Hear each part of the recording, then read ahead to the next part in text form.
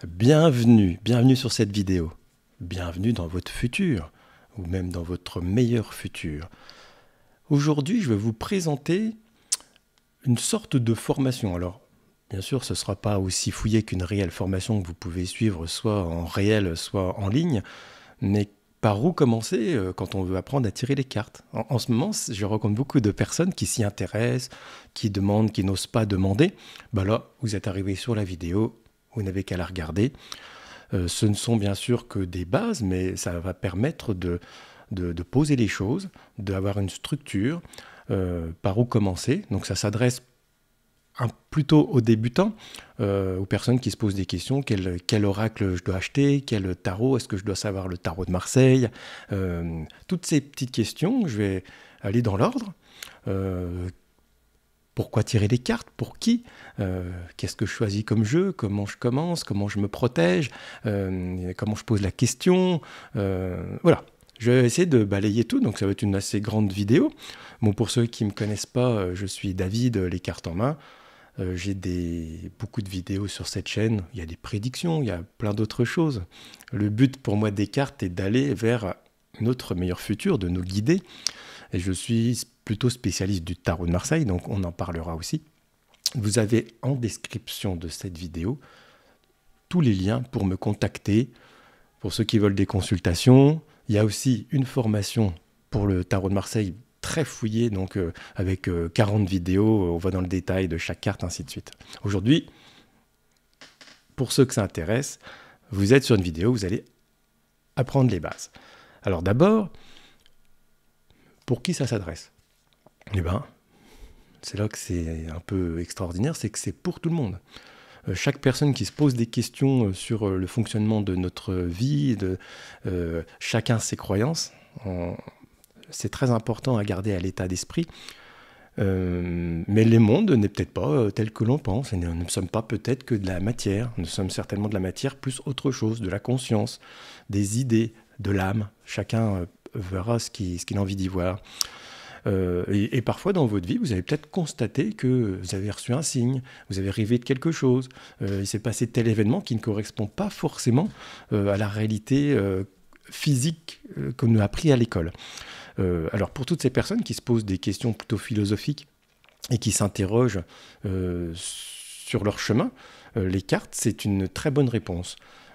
Nos idées vont quelque part, et ce quelque part renvoie aussi des idées, c'est-à-dire que l'univers vous envoie des signes pour vous guider. Et parfois, vous les comprenez, parfois, vous ne les comprenez pas. Tirer les cartes, c'est aller dans l'autre sens. C'est moi qui demande à l'univers de me donner une information. J'ouvre un canal. Voilà. Alors, toutes ces personnes-là sont concernées. Si vous êtes dans ce cas-là, tirer des cartes peut vous aider à quelque chose.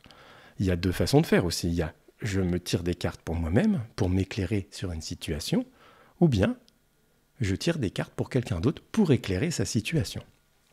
C'est deux cas de figure différentes, mais qui font appel aux mêmes techniques. Si on a la même intention au départ, une bonne intention, on aura de bonnes réponses. La première chose que on devra faire, que vous devrez faire, c'est d'abord de choisir un jeu de cartes. Et là, pour ma part, je pense qu'il n'y a pas de règle. Vous pouvez très bien commencer par des oracles si le tarot de Marseille vous rebute. Ce n'est absolument pas un problème. On doit choisir son jeu, et je dirais même, c'est peut-être le jeu qui va vous choisir. Donc pour ça, c'est vrai que sur Internet, je ne suis pas sûr que c'est la meilleure façon de choisir son jeu. Bon, je pense qu'il faut vraiment faire une démarche et aller dans des magasins spécialisés ou même dans les rayons Cultura. Alors, ce qui est un peu dommage, c'est que parfois les boîtes ne sont pas ouvertes, on ne peut pas voir, mais vous devez aller vers quelque chose qui vous attire. C'est-à-dire, un tarot de Marseille, c'est ça. Et il y en a de tas de différents. Celui-là, c'est un Grimaud 90. Voilà. Mais bon, soit vous voulez commencer et apprendre le tarot de Marseille, et là, ça va demander un apprentissage. Mais vous pouvez aussi voir ce que vous avez envie d'y voir dedans. Ou alors, vous allez vers des oracles plus imagés, comme ce genre d'oracle. Voilà, ça, c'est le lotus, ou les cartes, c'est ce genre de cartes. Vous voyez? Donc là, ça parle directement avec une image, plus un numéro, plus un nom. Il y a ça, qu'est-ce qu'on pourrait avoir d'autre? On a ce genre d'oracle comme cela. Hop. Vous voyez, c'est un peu le graphisme qui va vous attirer. C'est un peu le graphisme qui va vous guider. Et vous en choisissez un ou deux par rapport à la sensation que vous aurez de la facilité d'interprétation. Pour commencer, c'est comme ça qu'il faut faire. Vous allez vous approprier un jeu, mais là, il n'y a pas vraiment, je vous ai montré le lotus, mais il y en a d'autres. Il y a l'oracle des miroirs aussi qui est sympa pour commencer. Prenez quelque chose de simple, où vous vous dites, tiens, cette image, elle me plaît, ça suffit. Donc cet oracle vous aura attiré. Vous pouvez en prendre 1, 2, 3, et puis peut-être certains ont des collections, tant mieux. Ou un tarot de Marseille. Vous pouvez très bien commencer de tirer des cartes sans forcément connaître, on va dire, la pièce maîtresse qui est le tarot de Marseille, qui est celui qui a posé toutes les bases. C'est pas un problème. C'est comme apprendre le piano. On n'est pas obligé de commencer par le classique. Ça va parler à beaucoup de monde. Vous savez, on apprend le piano. Moi, quand j'étais petit, il fallait absolument apprendre le classique. Bon, on peut très bien jouer du piano sans faire du classique. C'est la même chose. Le but est toujours le même. C'est la recherche. Qu'est-ce qu'on recherche? Donc, si un jeu vous a attiré, prenez celui qui vous a attiré. N'allez pas chercher à comprendre. Vous avez choisi un jeu, il va falloir vous l'approprier. Alors, certains, et je le conseille, vont nettoyer le jeu. C'est-à-dire que vous avez acheté un jeu dans le commerce, on ne sait pas s'il a été manipulé par des gens, on ne sait pas. Donc, très simple, il faut faire un processus de « je vais nettoyer ce jeu », c'est-à-dire encens, bougie, ce que vous voulez. Mais cette démarche, elle permet de dire « ce jeu, peu importe ce qui s'est passé avant, maintenant c'est le mien ». Voilà. Et aussi, j'oserais dire, on ne prête pas ces jeux. Voilà. On fait aussi attention là où on les range. Ce sont des tas de petits détails qui font un processus de canalisation avec l'univers. Je suis sérieux, je veux un vrai message. On peut interpréter des cartes, mais le but du départ est quand même d'avoir les bonnes cartes. Donc c'est peut-être ça la pièce maîtresse d'un tirage de cartes. Alors vous avez votre jeu, vous avez la bonne intention, vous l'avez nettoyé. Moi, je fais toujours une chose, alors surtout sur le tarot de Marseille, donc pour ceux qui font le tarot de Marseille et qui s'intéressent qu'aux 22 arcanes majeures, là par exemple on est que sur les 22 arcanes majeures, je m'impose de les remettre dans l'ordre à chaque fois. À chaque tirage que je fais pour mes consultants, le jeu est remis à zéro. Ça veut dire, j'efface ce qui s'est passé avant et j'attends un nouveau message pour cette nouvelle personne. Donc, pour un tarot de Marseille, c'est facile. Si on prend que les arcanes majeures, il n'y a que 22 cartes. Après, quand on est dans ce genre de jeu, il y en a 55. Je ne le fais pas forcément nécessairement. Simplement, un petit nettoyage avant de commencer. Quand vous avez pris votre nouveau jeu, il va falloir...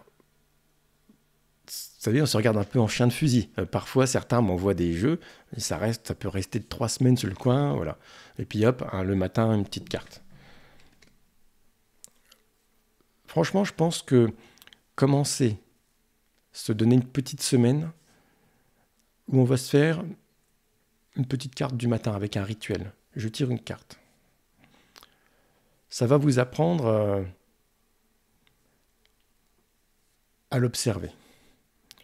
Alors quand on a cette intention-là et qu'on décide de se tirer une carte du matin ou faire un vrai tirage, on fait un autre rituel. Moi, j'en fais un simple, c'est que j'allume une bougie. Qu'elle soit blanche, rouge, verte, ça n'a pas d'importance pour moi. Ça veut dire, c'est comme si j'allumais la radio. C'est-à-dire, hop, je suis prêt, je veux bien le message. Bien sûr, tout ce que je vous dis, c'est aussi assez personnel. Chacun va faire comme il veut. Certains n'auront pas besoin de le faire. Il est simplement nécessaire d'avoir un bouton on-off. J'allume la bougie, je suis ouvert. Je vais vers chercher des messages. Je veux recevoir des messages. Je demande les bons messages. Que ce soit pour une carte du matin ou du jour, ou un tirage pour une personne ou pour moi-même. Donc, j'allume une bougie. Donc là, je suis prêt. Ensuite, on doit soit penser une question, soit penser une personne. Il y a une intention là-dedans. Et l'intention étant toujours la même. Une carte, ça sert, ou des cartes, à nous guider. C'est-à-dire que dans la vie, nous aurons des obstacles. Il n'y a pas de chemin droit où tout va réussir. Ça n'existe pas.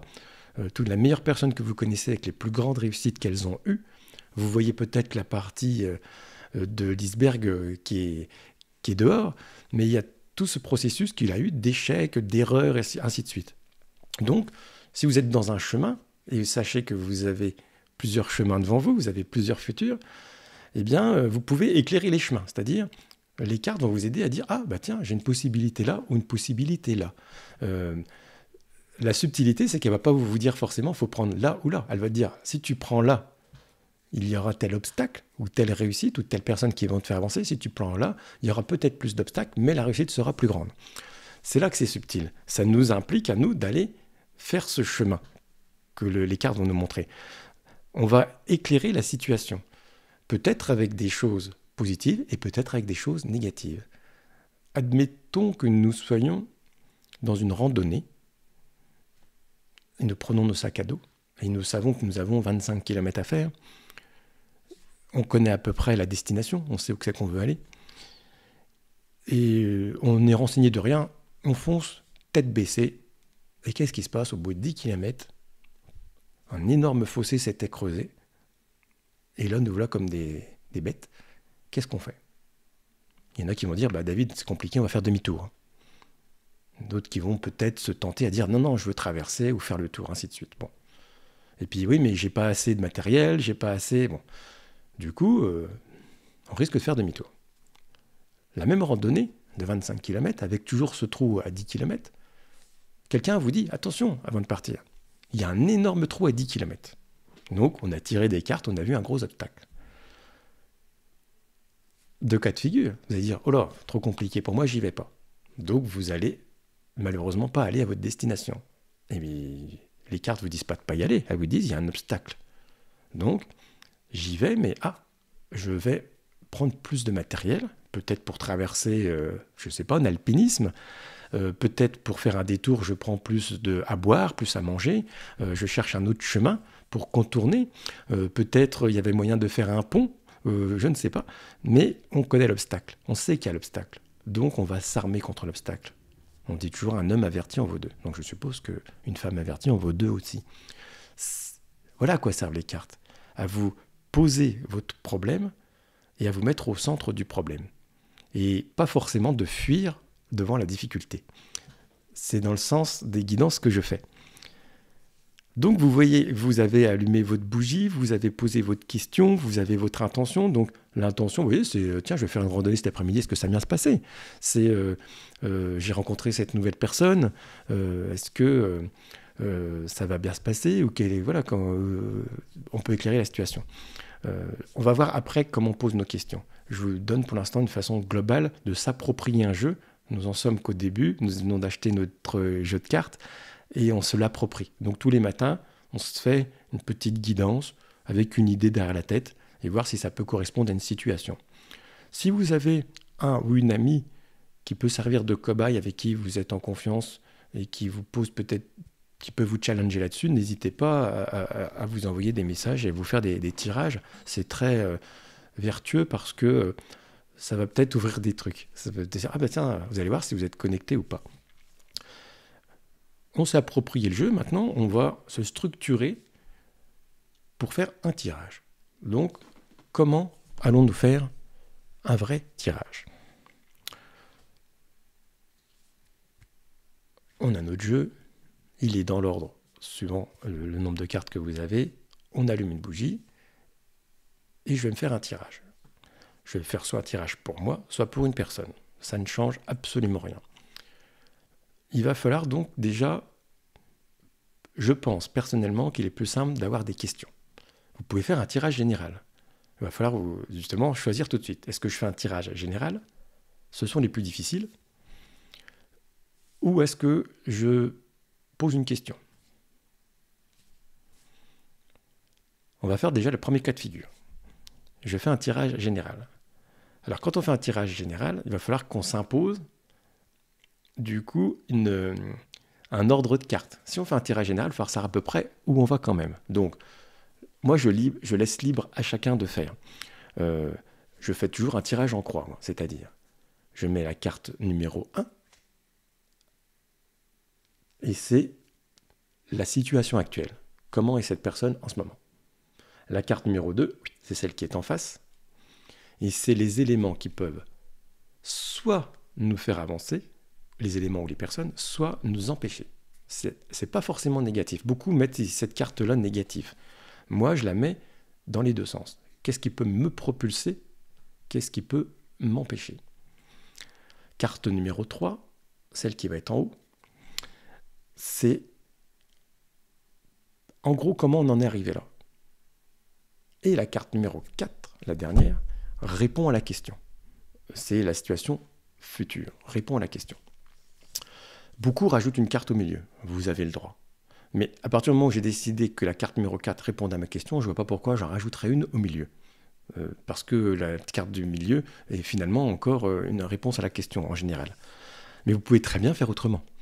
Vous pouvez très bien dire la carte numéro 1 représente sa situation sentimentale. Et puis vous ne faites pas en croix, vous faites en ligne. La carte numéro 2, c'est sa situation professionnelle. La carte numéro 3, familiale. La carte numéro 4, son futur. Du moment que vous avez décidé avant. C'est pas compliqué. Vous décidez votre protocole, vous décidez ce que vous mettez dedans. Dans un tirage général, il sera peut-être même plus facile de décider, de dire carte numéro 1, c'est sa situation, c'est son état d'esprit actuel. Carte numéro 2, son sentimental, carte numéro 3, son professionnel, carte numéro 4, ce qui peut l'empêcher, carte numéro 5, ce qui peut le faire avancer. Et là, vous avez une histoire à raconter. Et ça vous donnera une base. Ça, c'est quand on fait un tirage général. Et on peut faire un tirage avec une question. Et les questions, franchement, je pense qu'il faut éviter les questions, les « est-ce que ». C'est-à-dire, est-ce que je vais arriver à faire ci ou arriver à faire ça. Ça impose un oui ou un non. Et l'univers n'a peut-être pas envie de vous dire oui ou non. Donc, vous pouvez le faire, hein, vous avez le droit. Mais si vous pouvez éviter, ça vous évitera d'aller dans le dur. Parce que ce ne sera pas les tirages les plus faciles. C'est plutôt comment. Comment, c'est beaucoup plus simple, c'est comment cette situation évolue. Comment je dois faire pour faire ci. Comment s'annonce ceci. Voilà. La question, elle est quand même importante. Et plus votre question est précise, plus quand vous allez poser vos 4 cartes, si vous faites le tirage, comme je vous l'ai dit, ça va vous raconter quelque chose de précis. On a posé la question, on tire nos cartes. Maintenant, vous allez me dire comment on interprète tout ça. Alors, il y a quand même des bases communes à tous les tirages de cartes. On va prendre une carte. Alors, tiens, on va prendre celle-là. On tire cette carte. Alors déjà, si vous faites un tirage du jour, pour une carte, c'est la première chose que vous devez avoir à l'esprit, puisque vous êtes dans l'intention d'obtenir une réponse, un canal, une connexion à quelque chose, à votre meilleur futur. Vous tirez cette carte, la première chose que vous devez vous dire, là quand vous regardez cette vidéo, c'est quelle émotion elle vous fait. Certains vont voir un éclair, d'autres les nuages gris, d'autres le sol coupé en deux, d'autres verront uniquement le numéro, et c'est le numéro 42, et d'autres verront rupture. Voilà. Et en fait, d'abord, il y a une émotion là-dedans. C'est « Ah, il y a quelque chose ». Voilà. Ensuite, si ça ne vous a pas assez parlé, cette émotion que vous avez en premier, et c'est bien le principal normalement, vous allez vous imposer de décrire cette carte dans tout son ensemble. C'est-à-dire, voilà, qu'est-ce que j'ai ici? Donc vous l'écrivez au début. Hein. Qu'est-ce que j'ai ici? Qu'est-ce que j'ai là? Qu'est-ce que j'ai là? Pourquoi cette carte s'appelle comme ça? Pourquoi il y a le numéro 42? Est-ce que le numéro 42 me parle? Est-ce qu'il veut me dire quelque chose? Il y a la numérologie dedans, mais peut-être c'est le numéro d'une rue, peut-être c'est l'âge de quelqu'un, peut-être c'est un département. Voilà, il y a toutes ces questions-là qu'il faut... c'est un indice. Vous voyez, une carte, elle est mystérieuse. C'est un indice. Souvent, j'aime bien dire aussi, alors évidemment, là, on va être à l'envers parce que vous avez la vidéo dans ce sens-là. Du côté, alors, je vais mettre comme ça. À gauche, à votre gauche, à vous. Quand vous avez la carte là, donc là, la gauche, c'est ici, d'accord? Et la droite, c'est ici. À gauche, c'est le passé, et à droite, c'est le futur. C'est-à-dire que, admettons que nous ayons cette carte-là, mais que j'ai tiré ça ici, ok? Et puis ça là. Voilà, on va avoir ce tirage comme ça. Parce qu'une carte se regarde, mais elle va se regarder au milieu des autres cartes. Donc, eh bien, ça pourrait nous dire, il y a une situation passée, peut-être avec la justice, l'administration, ou une situation injuste, voilà, tout ce mot-là, justice, doit vous dire quelque chose, il va se couper. Il y a une rupture, il y aura un avant et il y aura un après. Et là, il y a la famille qui apparaît, avec un arbre, tout ça. Donc, ça pourrait nous parler de plein de choses, hein, d'une situation familiale qui change de façon importante. Ça peut parler d'un divorce, on est d'accord, mais concret, puisqu'on a la justice qui apparaît. Il y a la famille qui est là, mais comme on voit, la carte elle a l'air plutôt lumineuse, donc ce divorce est nécessaire, peut-être. Voilà, c'est une interprétation comme ça. La gauche d'une carte, c'est son passé, c'est votre passé, c'est le passé de la personne, et à droite, c'est son futur. Ce qui veut nous dire que quand on voit apparaître des personnages, par exemple, si on prend le tarot de Marseille, tiens, on prend un tarot de Marseille, puisque quand on a, par exemple, un personnage comme celui-là, donc je vais me dire, ouais, c'est plus compliqué à interpréter, ça c'est moins parlant. Bah, regardez bien, qu'est-ce qui est marqué à force, la carte numéro 11. Mais cette personne, elle regarde plutôt vers le futur. Tiens, elle tient quelque chose dans ses mains. Qu'est-ce que c'est? Un lion, un chien, je ne sais pas. Est-ce que c'est lui qui résiste ou est-ce que c'est elle qui le tient? Il y a au sol d'une carte, c'est le matériel, la matière, l'argent, voilà, les choses matérielles. Et le haut, c'est la spiritualité. À gauche, le passé, et à droite, le futur. Déjà, quand vous avez ces bases-là, je répète, à gauche d'une carte, le passé, à droite, le futur, au-dessus, la spiritualité, en bas, le sol, c'est la matière. Donc, suivant comment vous allez poser vos cartes dans un tirage, donc peu importe le protocole que vous vous êtes imposé, vous devez observer tout ça. Vous allez observer cette carte, lui donner une émotion, qu'est-ce qu'elle me dit? Parfois, un mot, une phrase, un détail va venir à vous, c'est ça qui est important. C'est-à-dire que ça se trouve, la carte s'appelle la force, et puis vous n'avez vu que le chien, qui n'est pas forcément un chien d'ailleurs. Vous dites, non, c'est un chien. Donc, c'est peut-être le mot chien qui nous intéresse. Ou alors, la carte, c'est le 11 qui est venu. Le 11, mais c'est fou, c'est la date où je passe mon examen. J'ai la force, donc ça veut dire, j'ai l'énergie pour réussir cet examen. C'est toutes ces petites choses qu'on peut interpréter. Il faut bien rester ouvert, et comme là, vous voyez, je ne vous ai lu aucune description de carte. Parce que quand vous achetez un jeu, vous allez vouloir aller dans le petit bouquin. Vous pouvez ouvrir votre jeu, lire le bouquin, mais à la limite, lisez-le comme un livre, c'est resté là, dans votre inconscient. Je ne suis pas fan des tirages où on va aller chercher la définition dans chaque carte. On coupe un peu le lien quand on fait ça. Peut-être c'est ce qui vous conviendra, mais pour ma part, c'est pas ce qui m'a parlé le plus, c'est d'ailleurs à chaque fois ce qui m'a bloqué. J'ai préféré m'approprier, et même par exemple sur un jeu comme celui-là, qui est un jeu, c'est Hélène Ciotta qui l'a fait, vous voyez souvent dans mes vidéos. Elle a fait un bouquin très précis pour tout interpréter. Moi, je lis les cartes comme ça me plaît, et les messages me vont bien comme ça. Quand vous débutez, faites comme ça. On ouvre l'intuition, faites confiance à votre intuition. C'est très important. Vous devez accepter le message qu'on vous envoie. Et même s'il ne vous convient pas. Ça va être une règle à vraiment appliquer. Peut-être votre meilleur ami vous a consulté par rapport à une relation amoureuse. Et ce qui sort dans le tirage n'est pas ce qu'elle espère. C'est-à-dire, elle pensait que cet homme allait vouloir vivre avec elle, et vous n'avez pas du tout ça dans les cartes. Alors, bien sûr, on ne va pas lui casser son rêve, mais on doit dire les choses qu'on voit. On va dire, bah oui, mais les cartes, elles disent ça. Alors, il y a une raison. C'est-à-dire que le futur actuel, c'est-à-dire que tel que vous avez construit votre relation aujourd'hui, on ne va pas vers ce futur merveilleux avec cette personne. Donc, il y a quelque chose qui nous y en empêche. Et là, il va peut-être falloir enquêter. Et on va se rendre compte que peut-être la personne n'est pas comme on pense, ou peut-être même c'est votre copine qui fait des bêtises. Et ça, elle ne vous l'a peut-être pas dit. Et par contre, il faut se faire confiance. Quand on voit arriver quelque chose, il faut le dire. Et il ne faut pas oublier une chose, c'est le droit à l'erreur. Vous n'avez aucune obligation de résultat dans ce que vous dites. Le tirage de cartes ne peut pas être sûr à 100%. Ça n'existe pas. Il n'y a aucune discipline dans le monde où on réussit à 100%. Hein. Il y a des métiers très très difficiles où il faut faire énormément d'études très pragmatiques comme médecin, comme avocat, comme notaire. Où, vous voyez, on a des choses très pragmatiques, très difficiles, très dures. Et eh bien, est-ce qu'un avocat va gagner tous ses procès? Ben, bien sûr que non. Un avocat peut vous dire je prends le dossier, on a toutes les chances de gagner, et puis pas gagner. Et puis on ne va pas remettre en cause son titre d'avocat. Un médecin peut se tromper, un maçon peut faire un mur, il peut faire 10 000 murs, et puis il y a un qui va être mal foutu, ça arrivera.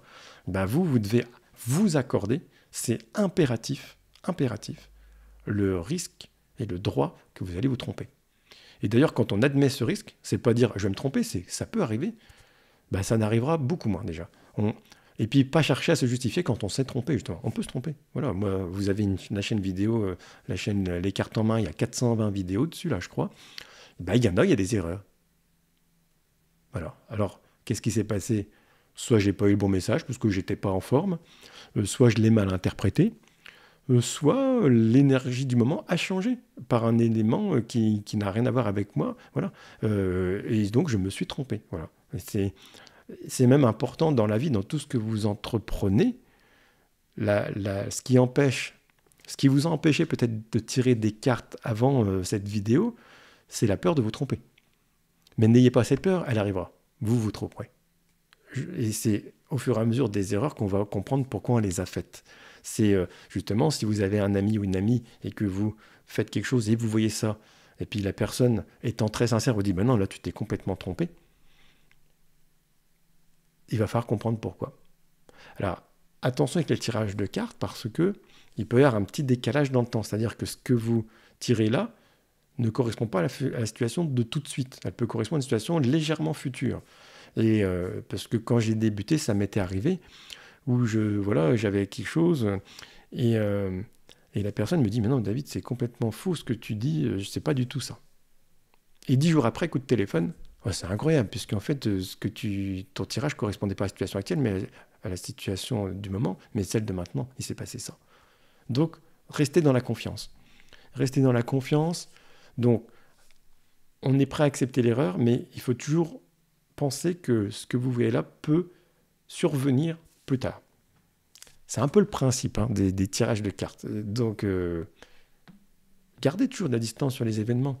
Il n'y a pas de drame. Si vous faites des tirages pour vous, bon, il n'y a aucune conséquence importante puisque ça ne peut que vous aider à réfléchir sur votre situation. Si vous le faites pour les autres, ça vous oblige à être tempéré dans ce que vous dites. Vous devez dire ce que vous voyez, mais en aucun cas influencer la personne. C'est-à-dire que, par exemple, des cas très typiques, mon fils s'est inscrit à telle école et telle école. Il est reçu dans les deux. Laquelle doit-il prendre? Bon. C'est pas laquelle doit-il prendre, c'est que disent les cartes sur chaque option. Déjà, c'est quand même mieux. Parce que c'est pas moi qui vais te dire ton fils doit aller dans telle école. On tire les cartes sur l'école numéro 1, on sort quelque chose, puis ça va nous dire peut-être il y a de l'éloignement. Ah oui, allez, c'est dans une autre ville. Voilà, c'est très bon pour lui, pour son grand futur. Voilà. Par contre, il y a des grandes difficultés dans l'organisation, tout ça. Bon. Et la deuxième, Ah bah là, par contre, il s'intègre très facilement et tout, mais c'est pas forcément ce qu'il aurait voulu faire. Voilà. Donc, on a répondu à la question, mais c'est bien la personne qui va décider. Et après, on va inciter d'ailleurs cette personne à dire, puisque c'est pour ton fils, laisse-le décider. C'est pas parce que on aura pris cette voie-là ou cette voie-là qu'on se sera trompé.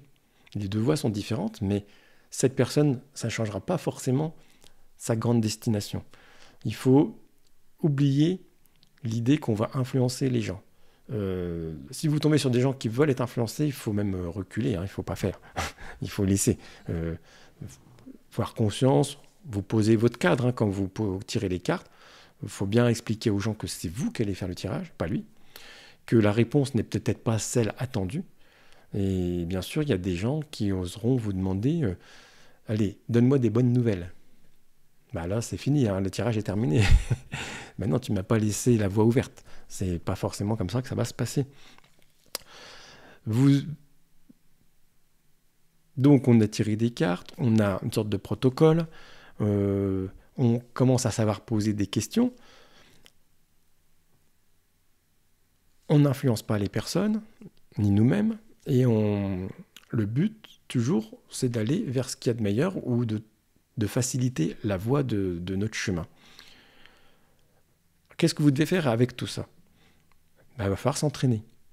C'est-à-dire que vous avez un jeu, deux jeux, vous tirez des cartes pour vous, pour les autres. Certains tiennent un petit cahier. Bien sûr, pour apprendre en globalité une vraie formation de tirage, après, il va falloir que vous trouviez, par exemple, si le tarot de Marseille, bien sûr, il y a des grandes bases sur chaque carte. Donc, et je dirais, il n'y a qu'en les manipulant qu'on va y arriver. Donc, comme j'ai choisi de faire une vidéo pour débutants, et que ce que j'aimerais, c'est qu'à la fin de cette vidéo-là, vous puissiez vous dire, bah tiens, je vais à Cultura, je vais m'acheter un jeu, je commence demain. Ça serait l'idéal. Parce que vaut mieux commencer avec pas grand-chose que d'attendre de savoir tout avant.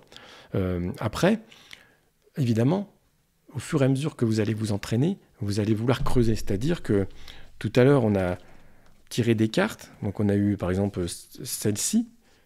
Voilà. Et puis, du coup, ah tiens, je vais quand même regarder maintenant ce qu'elle veut vraiment dire, ce que l'intention de l'auteur était dedans. Et vous allez les apprendre comme ça au fur et à mesure. C'est inutile de les apprendre toutes par cœur.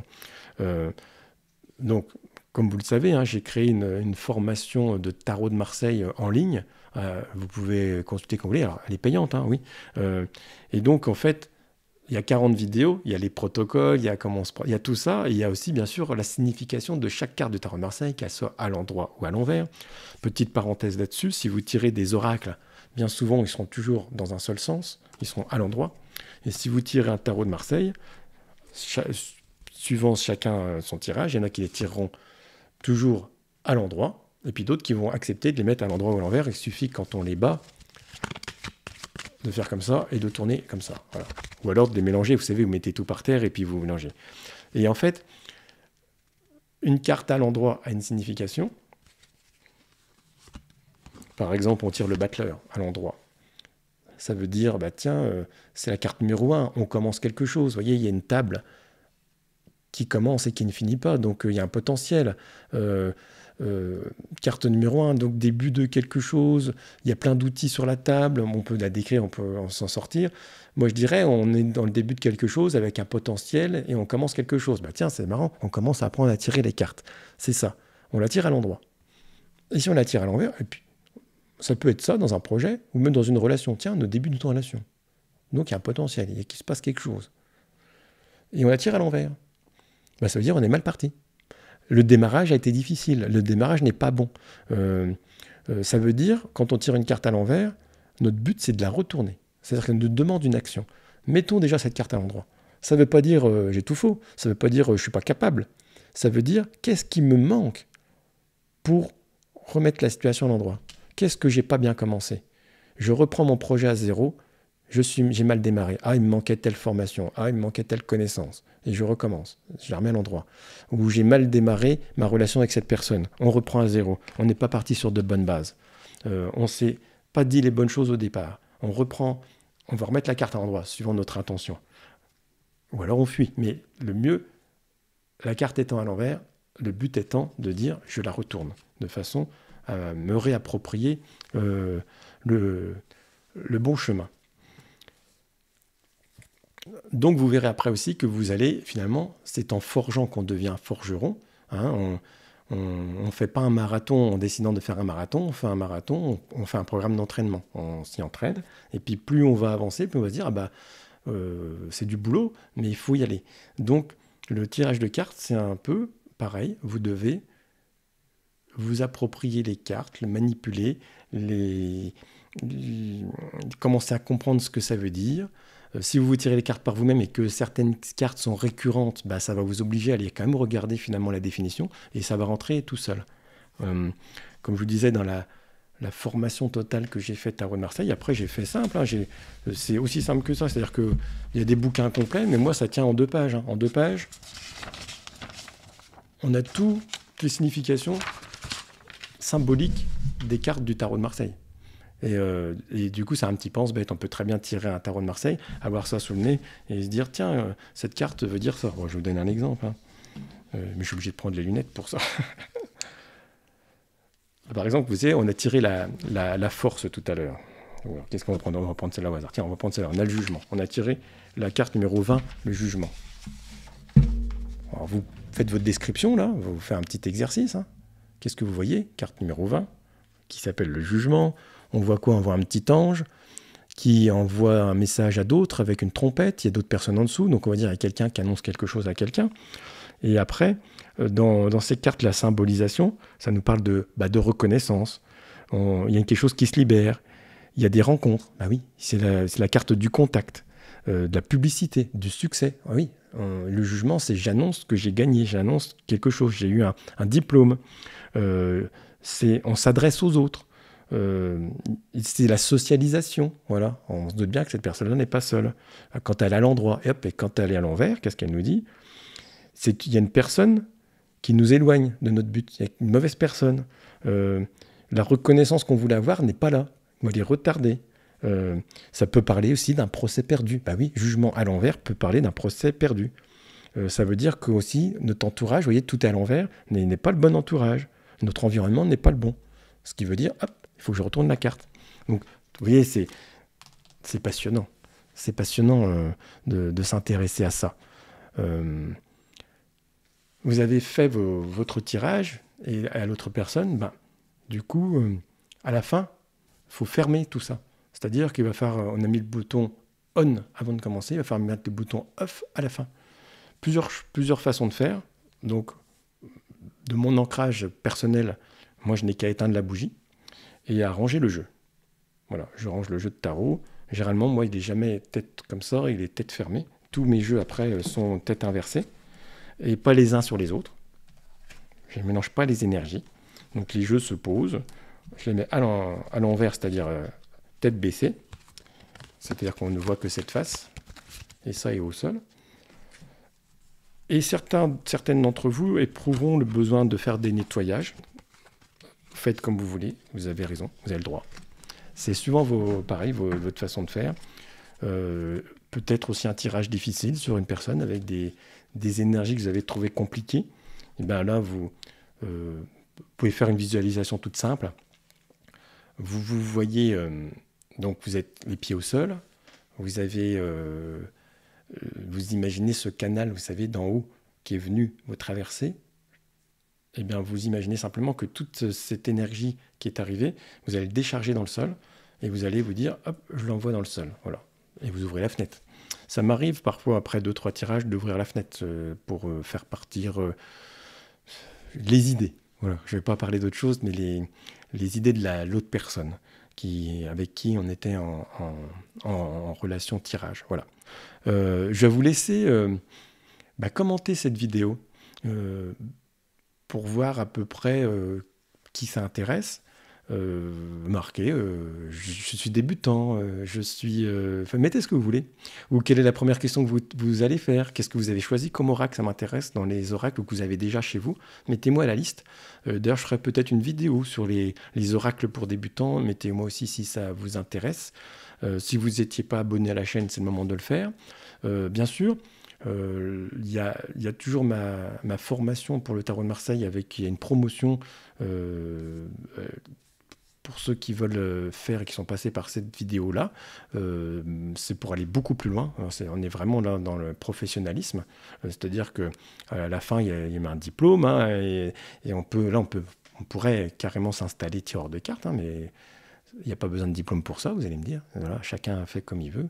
J'espère parmi vous qu'il y en a qui se disent, bah oui, je voulais me lancer. Ça, vous me le mettez aussi. Et sachez que ce que vous mettez dans vos commentaires, dans les commentaires des vidéos, c'est aussi un message que vous donnez à l'univers. C'est-à-dire que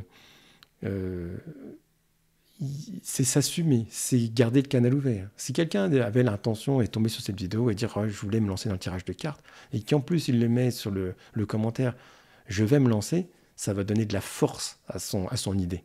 Ou pourquoi pas faire des vidéos, hein? Pourquoi pas faire des vidéos sur YouTube? Je voulais me lancer dans le tirage de cartes sur les vidéos YouTube, Instagram, TikTok, ce que vous voulez. Eh bien, ça peut servir de base. Vous avez largement assez avec ce genre de vidéos. Bon, j'espère que ça vous aura plu, que c'est un début de quelque chose pour la plupart d'entre vous. Alors moi je tourne cette vidéo, on est le 15 août, peut-être certains vont profiter des vacances pour s'approprier ça et s'entraîner, et ben, je vous souhaite le meilleur. C'était de bon cœur. Si vous avez des détails à rajouter, ben, n'hésitez pas. Je vous dis à bientôt.